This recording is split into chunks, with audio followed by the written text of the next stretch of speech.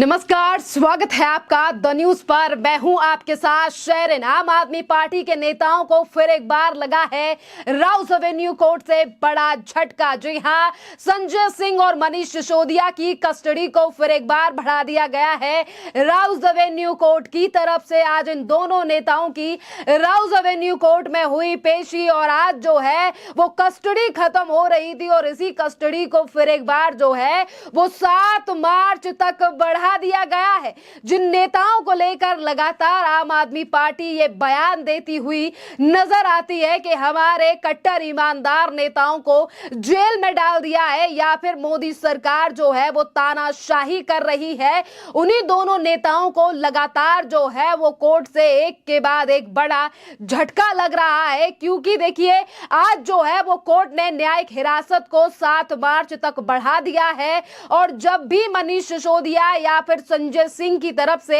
लगाई जाती है जमानत के लिए याचिका, उस याचिका को सुप्रीम कोर्ट से लेकर हाई कोर्ट भी कर देता है खारिज। और दोनों ही कोर्टों की तरफ से बार बार पे की गई है ये टिप्पणी कि जिस तरीके से दिल्ली में हुआ कथित शराब घोटाला, जिसमें करोड़ों रुपए का जो है वो गबन किया गया है, हेरा फेरी की गई है और इसी पैसे को लेकर जो ईडी जांच कर रही है पिछले 2 सालों से, अगर इन नेताओं को बाहर आने दिया जाता है तो कहीं ना कहीं इस पूरी जांच को जो है वो प्रभावित कर सकते हैं ये दोनों नेता। जहां एक तरफ आम आदमी पार्टी सरकार के पूर्व उप मुख्यमंत्री मनीष सिसोदिया हैं, तो वहीं दूसरी तरफ राज्यसभा सांसद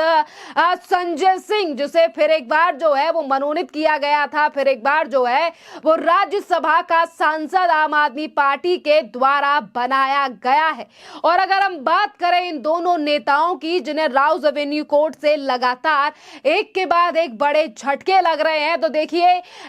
संजय सिंह की अगर बात की जाए तो संजय सिंह को अब जेल में जो है वो 7 से 8 महीने जो हैं वो हो चुके हैं। और इसी के साथ अगर बात की जाए मनीष सिसोदिया की, तो मनीष सिसोदिया को पूरा 1 साल जो है वो जेल के अंदर हो चुका है, क्योंकि 26 फरवरी 2023 को ईडी के द्वारा जो है वो गिरफ्तारी की गई थी मनीष सिसोदिया की। जहां एक तरफ देश में होने वाले हैं लोकसभा के चुनाव, जिस पर 7 सीटें जीतने के लिए लगातार आम आदमी पार्टी जो है वो हुंकार भरती हुई नजर आ रही है, तो वहीं दूसरी तरफ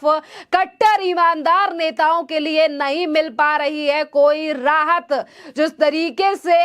ईडी इस पूरे मामले में जो है वो जब भी कोर्ट में पेशी होती है, कुछ बड़े तथ्य और सबूत जो हैं वो ईडी की तरफ से कोर्ट के समक्ष रखे जाते हैं, जिसके चलते आम आदमी पार्टी के इन नेताओं की लगातार मुश्किलें अब बढ़ती हुई नजर आ रही हैं। कभी मुख्यमंत्री अरविंद केजरीवाल ये आरोप लगाते हैं कि मनीष सिसोदिया या संजय सिंह अगर बीजेपी ज्वाइन कर लेते हैं तो उनके मामले जो हैं वो अभी खत्म हो जाएंगे। पर देखिए, न्यायपालिका जो है वो अपने तरीके से काम कर रही है और सरकार अपने तरीके से काम कर रही है और न्यायपालिका जो है वो निष्पक्ष तरीके से ही काम करती है, क्योंकि ये देश जो है वो लोकतांत्रिक है और यहाँ तमाम चीजें जो हैं वो संविधान के अनुसार ही चलती हैं। पर बावजूद इसके लगातार आम आदमी पार्टी जो है वो देश की मोदी सरकार पर अपने इन दोनों नेताओं की गिरफ्तारी और बढ़ती हुई समस्याओं को लेकर आरोप लगाती हुई नजर आती है। जिस शराब घोटाले को लेकर आज संजय सिंह और मनीष सिसोदिया जेल में है इतने दिनों से, अब यही शराब घोटाला जो है वो अब गले की हड्डी बन चुका है मुख्यमंत्री अरविंद केजरीवाल की। जी हां, आम आदमी पार्टी के संयोजक और दिल्ली के मुख्यमंत्री अरविंद केजरीवाल की लगातार अब इस घोटाले को लेकर भी मुश्किलें खड़ी होती हुई नजर आ रही है, क्योंकि एक तरफ उनके सबसे ज्यादा प्रिय नेता जिन्हें जेल से कोई राहत नहीं है, तो वहीं दूसरी तरफ 8 समन भेज चुकी है ईडी। इसी घोटाले को लेकर आम आदमी पार्टी के संस्थापक कहें या संरक्षक कहें या फिर मुख्यमंत्री अरविंद केजरीवाल को जो है वो नोटिस भेजा गया है, जिसको लेकर हमेशा ही मुख्यमंत्री जो है वो ईडी को लेकर एक नया बहाना जो है वो दे देते हैं कि ईडी ने नहीं बताया कि आखिरकार किस कारण जो है वो ईडी ने बुलाया है, क्या एज अ मुख्यमंत्री के तौर पर बुलाया है या पार्टी के प्रमुख के तौर पर बुलाया है, या तमाम चीजों नेताओं को कहकर जो है वो मुख्यमंत्री अरविंद केजरीवाल ईडी के नोटिस को टाल रहे हैं। और देखिए 8 समन जो है वो ईडी के द्वारा इस पूरे मामले को लेकर मुख्यमंत्री को भेजे जा चुके हैं, जिस पर जो कानूनी सलाहकार हैं वो लगातार इस बात को कह रहे हैं कि अगर अरविंद केजरीवाल इसी तरीके से ईडी के समन का जवाब नहीं देते हैं, ईडी के समक्ष पेश नहीं होते हैं, तो शायद ईडी जो है वो मुश्किलें बढ़ा सकती है अरविंद केजरीवाल की। अगर इसी तरीके से जो है वो मुख्यमंत्री ईडी का जवाब नहीं देते हैं तो शायद ईडी जो है वो उनके खिलाफ लुकआउट नोटिस जारी कर सकती है या फिर उनकी गिरफ्तारी भी कर सकती है। क्योंकि देखिए इसी तरीके का प्रकरण जो है वो मुख्यमंत्री अरविंद केजरीवाल के काफी ज्यादा करीबी रहे। अगर हम बात करें झारखंड मुक्ति मोर्चा के नेता और झारखंड के पूर्व मुख्यमंत्री हेमंत सोरेन की, तो हेमंत सोरेन भी लगातार ईडी का जवाब नहीं दे रहे थे। जिस तरीके से सरकारी जमीन को लेकर करोड़ों का घोटाला झारखंड में हुआ, और आज अगर दिल्ली में ये शराब घोटाला हुआ है जिसको लेकर पहले ही 2022 में दिल्ली के एलजी वीके सक्सेना की तरफ से जो है वो ऑर्डर दिए गए थे इस पूरे मामले में जांच करने को लेकर, शराब घोटाले को लेकर जांच करने को लेकर। और देखिए अनिल बैजल के बाद जो है जब से वीके सक्सेना ने दिल्ली के उपराज्यपाल की गद्दी संभाली है तब से ही उन्होंने कई मामलों को लेकर सीबीआई और ईडी के लिए जो है वो नोटिस दिए थे और जो है वो आदेश दिया था कि कई ऐसे मामले हैं जिनको लेकर जांच शुरू की जाए। और जब से शराब घोटाले को लेकर जांच दिल्ली में शुरू की गई, पहले आम आदमी पार्टी की तरफ से कहा गया कि जिस मामले को लेकर हमारी पार्टी के नेताओं के घर में छापेमारी की जा रही है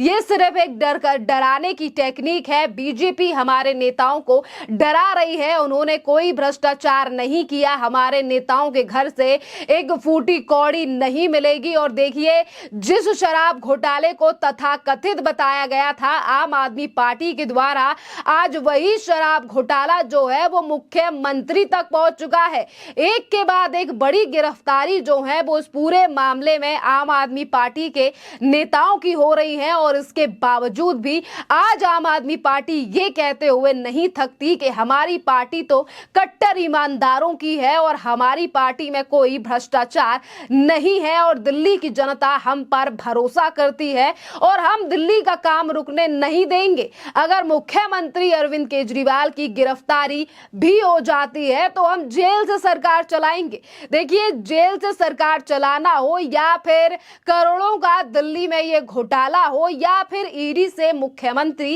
अरविंद केजरीवाल का इस कदर भागना हो, तमाम ऐसे सवाल हैं, तमाम ऐसी चीजें हैं जिनको लेकर आज दिल्ली की जनता भी भली भांति समझ रही है। इसीलिए अब देखना अहम रहेगा कि जिन 7 सीटों को लेकर हुंकार भर रही है आम आदमी पार्टी, इनमें से क्या एक भी सीट आम आदमी पार्टी के खाते में आएगी। क्योंकि देखिए इस साल लोकसभा चुनाव और आने वाले साल में है दिल्ली में विधानसभा का चुनाव, जो कि अरविंद केजरीवाल की पार्टी के लिए एक बड़ी चुनौती बनता हुआ दिखाई दे रहा है। क्योंकि इसी कार्यकाल में तमाम ऐसे घोटाले दिल्ली वालों के सामने आए हैं जिसको लेकर इस बार दिल्ली का तख्त भी हिल सकता है, यानी कि दिल्ली की सरकार। खैर इस पूरे मामले पर आप लोगों की जो भी राय हो आप हमें कमेंट कर जरूर बताइए। धन्यवाद।